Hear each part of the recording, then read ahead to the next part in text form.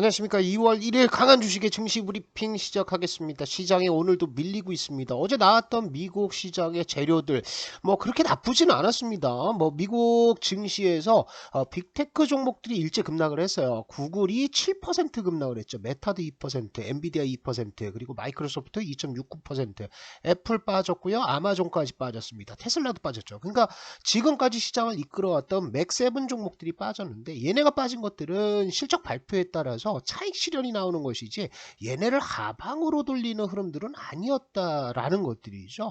구글이 실적이 안 좋은 게 이제 광고 섹터에서 실적이 안 좋으면서 일제 급락했고, 이를 통해서 시장에 차익 실현 매물이 쏟아지는 빌미가 됐는데, FMC에서 뭐 대단하게 안 좋은 뉴스가 나온 것들은 아닙니다. 금리를 4회 연속 동결을 했습니다. 그런데 이거는 예상을 했던 거고요. 금리 인하가 3월에 되느냐 안 되느냐, 요것을 이제 사람들이 많이 바라고 있었는데, 사실은 뭐 3월 달에 금리 인하 그렇게 시장이 기대하지 않았다라는 거죠. 그리고 특징적으로 파월은 연설할 때마다 지수가 빠집니다. 그래서 어제도 어떤 뭐 FOMC 회의에서 굉장히 안 좋고 매파적인 내용들이 나와서 빠졌다기보다는 파월이 연설할 때마다 파생 시장을 통해서 뭔가 하방으로 때리는 세력들이 있다. 그게 이제 작동을 한 거죠. 그러면 그런 흐름들은 바로 다음날 회복하기 마련입니다.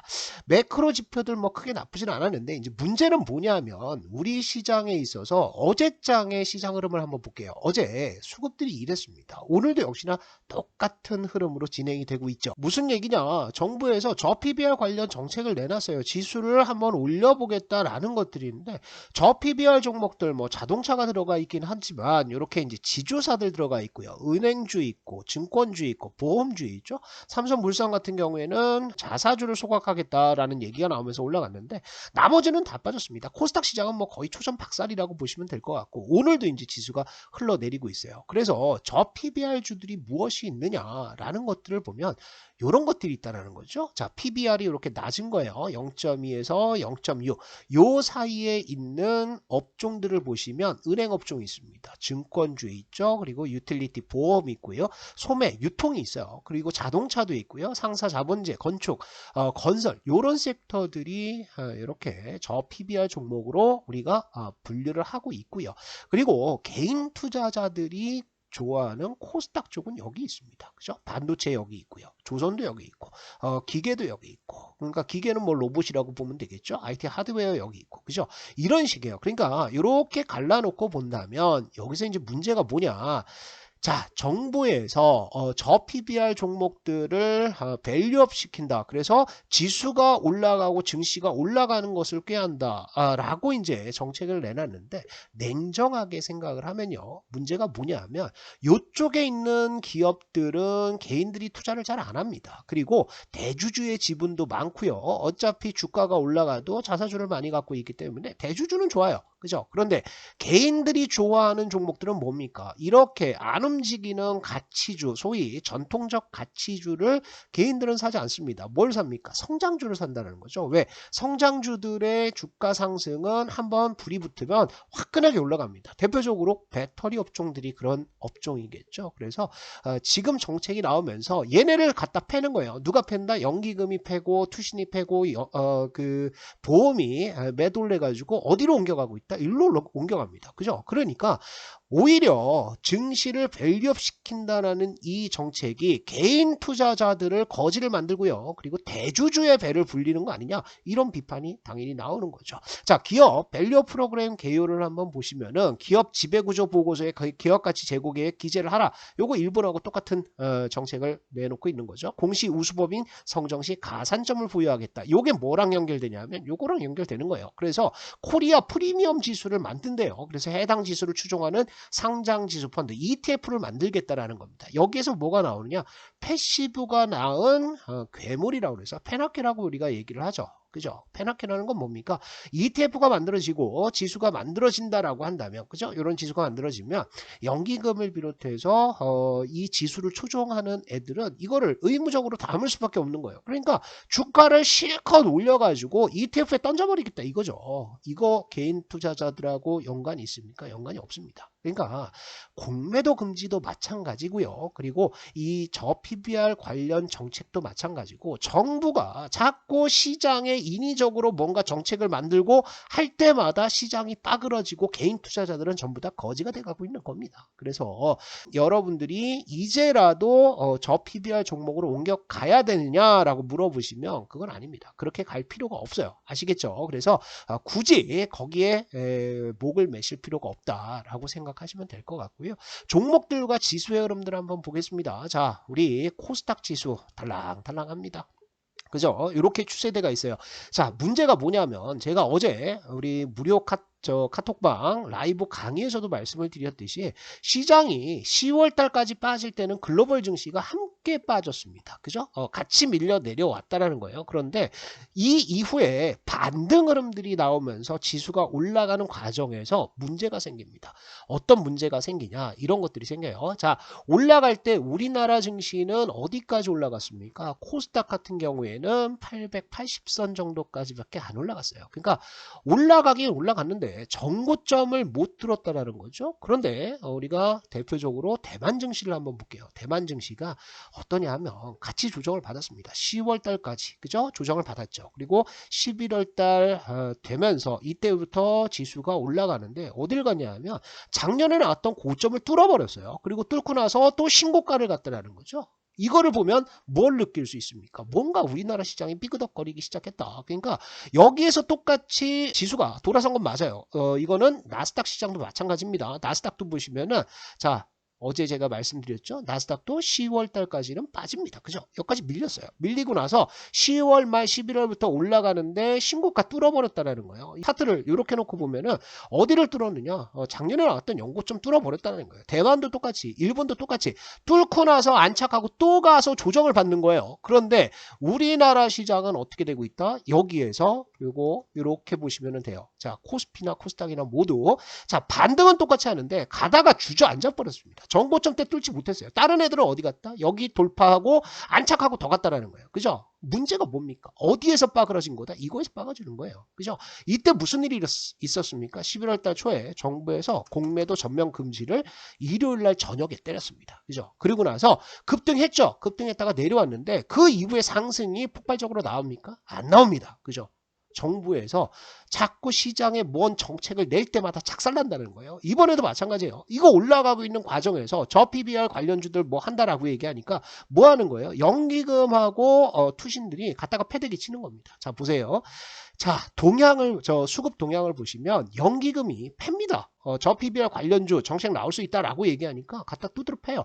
여기에서 이만큼 팬 다음에 연기금이 뭘 사냐면 지금 매수 들어오는 거 개인 투자자들이 좋아하는 그런 종목들 들어갑니까? 안 들어간다라는 거죠. 뭐 들어가는 겁니까? 저렇게 매수하는 게 전부 다 지주사예요. 자, 지주사들을 사고 있는데요. 지주사들 이거 갖다 땡겨 올립니다. CJ도 땡겨 올리고 하나도 땡겨 올리고 동국홀린드스도 땡겨 올리고 얘네를 갖다 올려요. 그죠? 지주사들 갖다 올리는데 이 지주사들뿐만 아니라 은행주들도 올라갑니다. 그죠? 은행주가 이렇게 탄력적인 모습을 보여주고 있죠. 뿐만 아니라 증권주들도 갖다 급등을 시키고 있어요. 하나생명 이렇게 장대 양봉 나오고 있는데 우리가 한번 보도록 할게요. 뭘 보냐 하면 수급들을 한번 봅시다. 저걸 누가 올리느냐. 자, 보세요.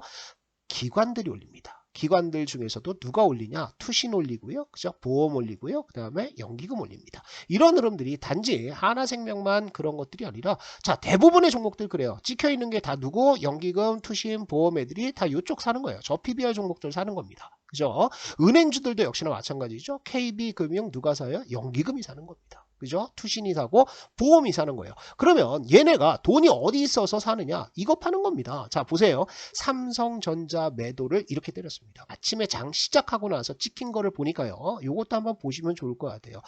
외인들의 동향들, 그 잠정 수급 동향을 한번 보시면 연기금이 오늘 아침에 뭐 했냐면 100만 주 때렸습니다. 그죠? 뭐를 때렸다? 삼성전자를 연기금이 100만 주를 한 방에 때린 거예요. 그런데 오늘 무슨 일이 있었냐면 이런 일이 있었습니다. 자, 매달 1일은 전월에 수출 동향이 발표가 됩니다. 그런데 수출 동향 보시면은 1월달 수출이 몇 프로 증가했습니까? 전년 동기 대비해서 18% 증가를 했습니다. 그 중에서도 반도체가 몇 프로 증가했다? 56%가 증가를 한 거예요. 예상치를 상회하는 서프라이즈가 나왔습니다. 수출 실적이 어마 어마어마하게 좋다라는 거예요. 그죠? 그러면 이 수출 실적을 보고 삼성전자를 판다. 이게 말이 됩니까? 말이 안 된다는 거죠. 그러니까 지금 우리 시장의 수급은 미쳐 돌아가고 있다. 정말 제정신들이 아닙니다. 특히 누가 연기금, 투신, 보험 이런 애들이 제정신이 아닙니다.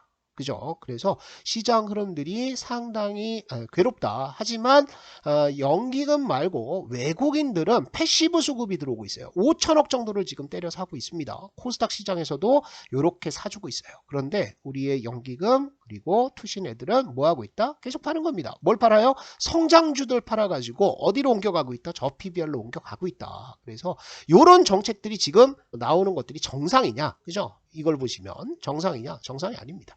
개인 투자자들은 어디에 몰려있다? 성장주에 몰려있다. 그죠? 여기는 누가 주가 올라가면 누가 돈을 번다? 기관 돈을 벌고요. 대주주가 돈을 버는 겁니다. 그죠? 그러니까 지금 이런 정책을 통해서 뭐를 끌어내고 싶어 하는지 답답하다는 겁니다. 자, 일단 우리 시장 빠지는 흐름들이 조금은 잦아들고 있어요. 그리고 볼린저 밴드 하단을 이탈했지만 그리고 지지선은 760에서 750선 여기에 기술적 지지선들이 있지만 지금까지 하락한 것만 해도 굉장히 많이 하락했습니다. 한 10% 하락했잖아요. 그래서 추가적인 하락보다는 이제는 돌려 세우는 구간들에 들어간다. 그럼 여기서 뭘 살 것이냐? 저 PBR을 살 것이냐? 아니요. 저 PBR 사면 안 될 것 같습니다. 조금 힘들다고 하더라도 정석대로 가야죠. 그죠? 경기는 회복하고 있습니다. 산업 생산 증가를 하고 있어요. 제가 그래프를 또 하나 보여드려야 될 것 같은데 산업 생산이 돌아서고 있고요. 재고가 줄어들고 있습니다. 이거죠. 자, 보세요. 요게 초록색이 뭐냐 하면 우리나라 재고입니다. 재고. 그 다음에 요거는 산업 생산이에요. 빨간색 선이. 그러면 재고 수준이 이렇게 높아졌을 때, 그죠? 이때 뭐가 나온다? 재고 피크가 나오면서 주가가 조정이 나왔죠. 그리고 나서 재고가 이렇게 빠졌어요. 완전 빠졌습니다. 여기까지 내려왔거든요. 재고 조정이 다 됐다. 그러면 여기에서 뭐가 나온다? 산업 생산 증가하면서 이렇게 재고 리스타킹 작업들, 그죠? 재고 확충 작업들이 나온다. 거기에서 경기 회복이 나오고 우리나라 GDP가 성장이 나오는 겁니다. 그죠?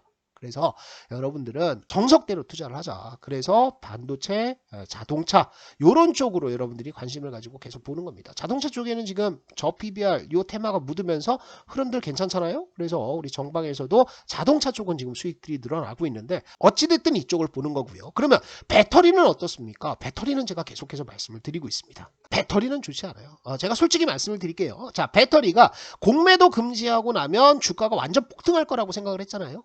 공매도 금지했습니다. 올라갑니까? 안 올라가요. 그죠? 이거는 제가 몇 차례 말씀드렸습니다. 에코프로 BM 올라갑니까? 아니요. 올라갔다가 44조 수주 계약 발표하고요. 그러면서 이거 이제 다시 100만 원 간다 하다가 어디 와 있습니까? 전저점대 와 있어요. 이거 전저점대 깰 겁니다.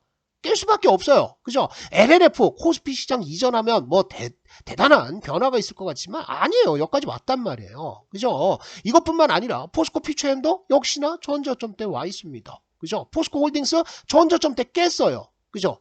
주가가 올라갑니까? 공매도 금지한다고 올라가요? 안 올라간다는 거예요. 시장을 자꾸 건들면 안 되는 거예요. 제도가 문제가 있으면 제도를 보완을 해야지 공매도 금지하면 주가 상승 이런 거는 말이 안 되는 겁니다. 그리고 여기에 더 나아가서 LP 그죠? 유동성 공급자 공매도까지 줄여라. 왜? 공매도 잔고가 안 줄어드니까 공매도 카르텔이다 이렇게 얘기하는데 LP 줄이면 뭐 하자는 겁니까? ETF 다 없애자는 거죠. 그죠? ETF 다 없애고 주식 선물 다 없애고 그러면 우리 시장 남아나겠습니까? 그런 주장을 하면 안 되고 얘네가 빠지는 것은 뭐 때문에 빠진다? 실적 때문에 빠지는 겁니다. 실적이 1분기 적자 전환할 거고요. 좀 있으면 에코, 프로, BM, 에코그룹주들 실적 발표할 건데 적자 나올 거예요. 그죠? 적자 나올 가능성이 굉장히 많습니다. 그러면 빠지는 거죠. 그리고 2분기에 돌아서느냐 이거는 지켜봐야 돼요. 아직까지 리튬 가격이 돌아서지 못하고 있고요. 테슬라는 저가 공세하고 있고 BYD도 역시나 저가 공세하고 있습니다.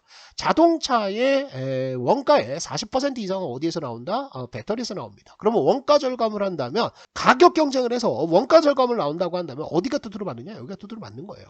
그죠? 그래서 배터리를 사면 안 된다. 배터리는 조금 더 지켜보십시오. 그러면 요즘에는 반도체도 빠지고 자동차도 빠지고 이놈 저놈 다 빠지는데 뭘 사야 되냐? 정석대로 하십시오. 수출이 증가하고 있다. 그리고 산업 생산 증가하고 있고요. 재고도 이제 줄어서 재고 리스타킹 작업들이